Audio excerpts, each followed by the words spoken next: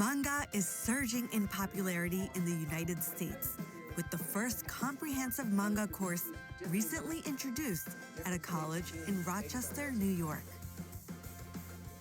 The class is taught by Kofi Bazzell-Smith, recognized as the first professor of manga practice in the U.S. He teaches manga theory and practice as a full-fledged academic discipline to students eager to master manga drawing. Although he has loved manga since childhood, Bazzell-Smith struggled to find a way to study manga in his home country. Undaunted, he traveled to Japan to learn manga and is now bringing his knowledge back to the U.S. to inspire and support young artists. We asked Kofi Bazzell-Smith about his efforts to expand opportunities for people in the U.S. to deepen their understanding of manga. I think the popularity has been growing, but it's now shifted rather than just people who are reading, because everybody's reading manga, is now there's a lot of creators in the United States. I'm a part of several Facebook groups for international manga artists, for non-Japanese manga artists. I'm actually a part of several Black groups that are specifically Black manga artists. There's one, for example, called Black Manga Artists that has about 13,000 members. It's pretty incredible, the connection between Black and Japanese culture through, I think, popular forms like manga, anime, and hip-hop. So what's interesting is any school you go to, because I travel around and I go to a lot of different schools around the United States, and students have to submit a portfolio to get into art school. They're all drawing manga. They're all drawing Japanese-style art and putting in their portfolios. And in terms of portfolio review, there aren't always people who have an understanding of the form because it's not taught in the West. So portfolio review, that aspect can be difficult, and a lot of times manga art, or anime-style art, it's usually called, gets blocked because we don't have faculty that are prepared for it. But I think starting with me, more people are gonna start being more open to comics and manga and anime, and we'll create more programs. Bazzell-Smith's class at the Rochester Institute of Technology is unique in teaching manga drawing as a distinct art form at college level. He teaches everything from storytelling technique to effectively drawing each frame. The students, many of them art majors, complete a 16-page original manga by the end of the semester. The class could lead to the opportunity to become a professional manga artist. Bazzell-Smith also explores the stylistic differences between Japanese manga and American comics, particularly those from the 1960s and 70s. Although the two styles have increasingly blended, manga, with its distinctive characteristics, continues to attract a different audience. Japanese manga actually references American cinema more so than American comics do. Osamu Tezuka, who's considered the godfather of modern Japanese manga since in the post-war era, completely changed the form, and he was a big fan of Disney, and he was heavily influenced by American cinema. So what Tezuka did is he made manga cinematic and dynamic. And what I mean by dynamic is the camera angle changes. So it feels like you're in a film, you're watching a film. In American comics, especially during that time, we see a lot of medium shots and long shots, and characters are generally drawn the same size. And in manga, we see the camera move and characters change sizes more. And Japanese manga is imitating film. So manga is about show rather than tell, which is a really important part of film, so you're not doing too much exposition. And American comics rely more on text. There's usually a lot more text. Nowadays, you can look at some other modern comics from all over the world and in the US, and you can see more cinematic quality work, but Japanese manga was really the first one to do that and to establish that. American comics are best known for their superhero stories. Historically, most of the main characters were white males. not many minorities were represented. And there was a reason behind it. In the 1950s, concerns grew over the influence of violence and sexual content on children. In response, the industry established a self-censoring organization called the Comics Code Authority. The code not only restricted excessive violence, but required that policemen and government officials be depicted in a respectful manner. This censorship pushed comic creators to produce superhero stories that aligned with the authorities. If you did not have the Comics Code Authority stamp of approval, your comics were not going to sell. And in order to have that stamp of approval, there were specific guidelines. For instance, you couldn't paint the police or the military in a bad light. It didn't want to be too political, like anti-government. So there were a lot of restrictions on the kind of stories that could come out. And the best thing to filter through those restrictions and guidelines is superhero comics. If you look at every superhero, Spider-Man, Batman, Superman, they all work with the police. And they always paint the military in a bad light, in a good light. And this rule was finally lifted not until 2011. So the difference with Japanese manga, in fact, is the diversity in content, the diversity in stories. There's less limitations on what artists can produce. There's more kinds of stories and there's more genres, as opposed to classic American superhero comics. Because there's so much diversity in content, there's more things that people can relate to. So in Japan, you know, anybody can read manga of any age, and I think that's very alluring because there's something for everybody. So what's interesting is a lot of people will say when they see like an American or a Westerner or a non-Japanese person that's drawing manga, they'll say, oh, you can't draw manga, that's Japanese. But in my experience, I've been to Japan 6 times now, I talk to people and I do a lot of work with people in Japan.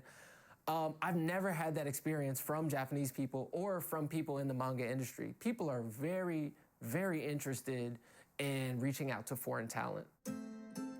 As a child, Kofi Bazzell-Smith became a passionate manga fan after watching numerous Japanese anime series on television.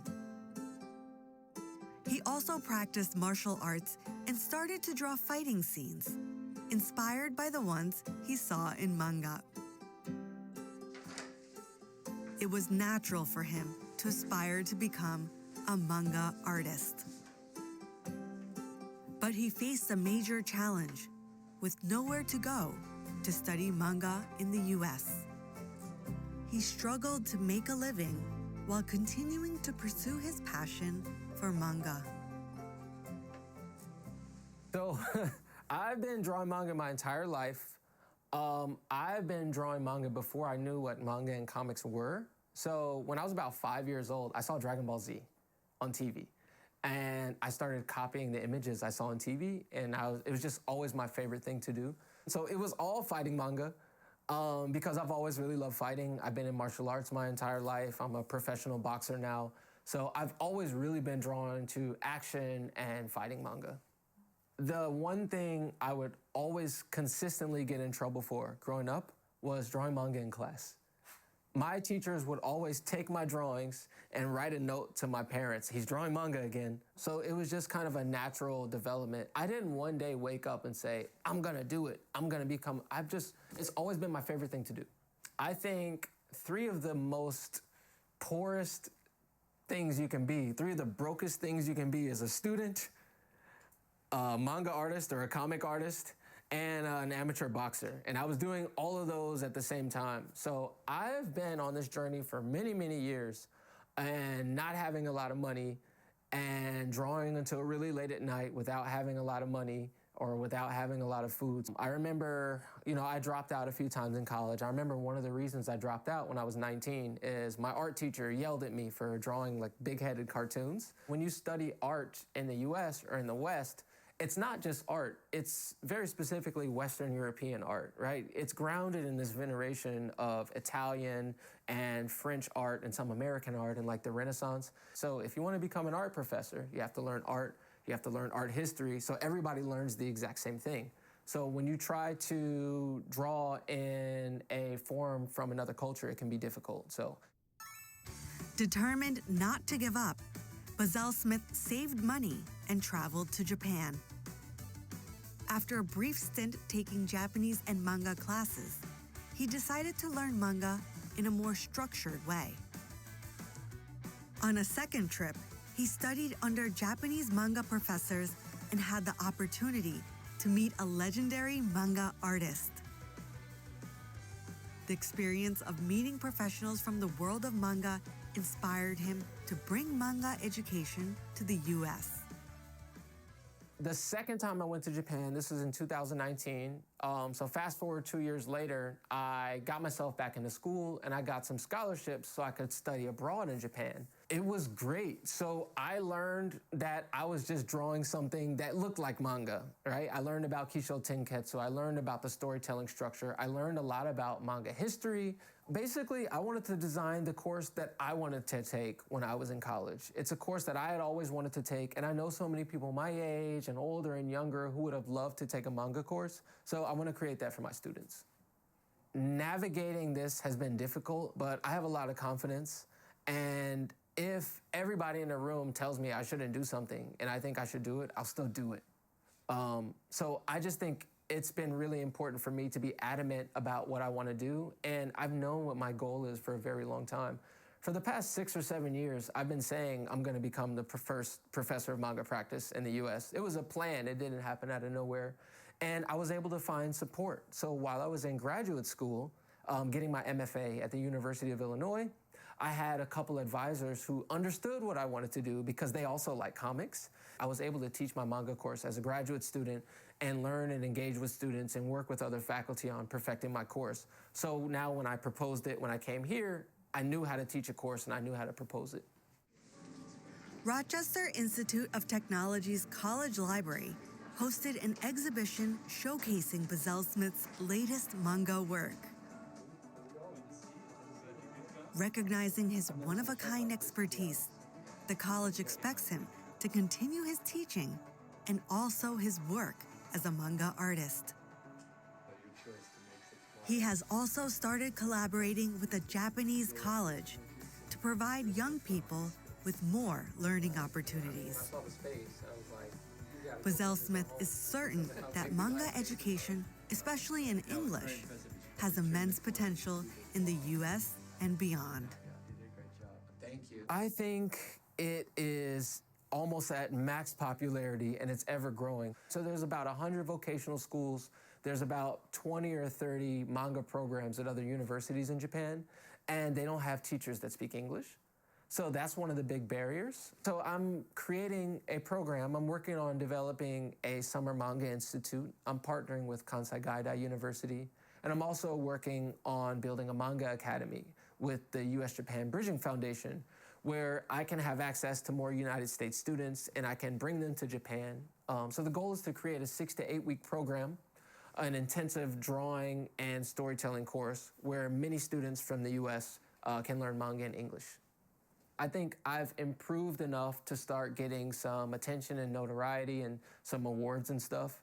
But to me personally, I feel like I'm just doing the same. I've been drawing manga in my room since I was about 5 or 6 years old, and I still do that. I still do the same thing.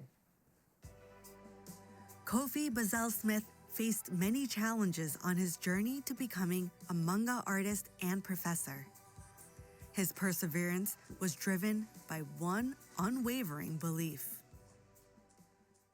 So it says, you can do anything that you put your mind to. And I really, really strongly believe this. I think the human brain is so malleable.